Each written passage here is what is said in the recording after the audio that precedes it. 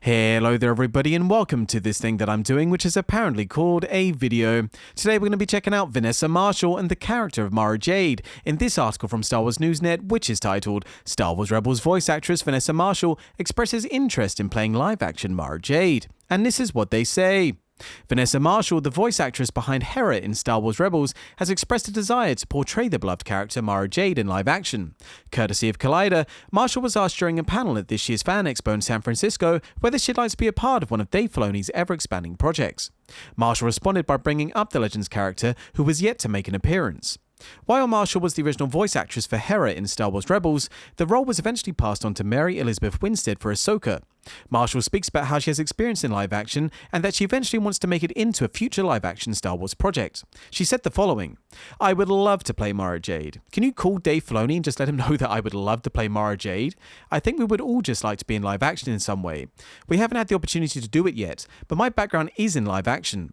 Having actors who began in Star Wars animation transition into live action is not uncommon, the most notable being Lars Mikkelsen for Grand Admiral Thrawn and Katie Sackhoff for Bo-Katan Kryze.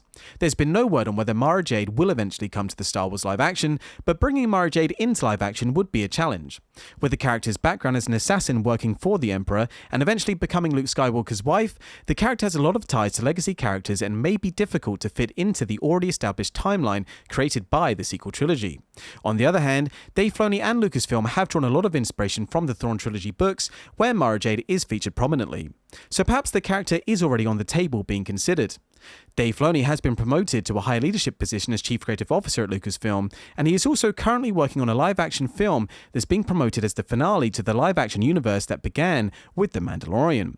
Only time will tell whether or not Mara Jade will make an appearance in live-action Star Wars. So that's pretty much that, and to be honest, I think that Vanessa Marshall would make a very good Mara Jade. She definitely looks the part. There is a chance that she might be a little bit too old, given that I think that Mara Jade and Luke are supposed to be around their 30s in the books, and of course Luke is currently about 30 in canon anyway. So maybe they can de-age her if they need to, but you know, I'm all for it. I think she would make a very good Mara Jade. I think she obviously looks the part. She can play the part. She's a very good actress in her own right, as evidenced in Rebels.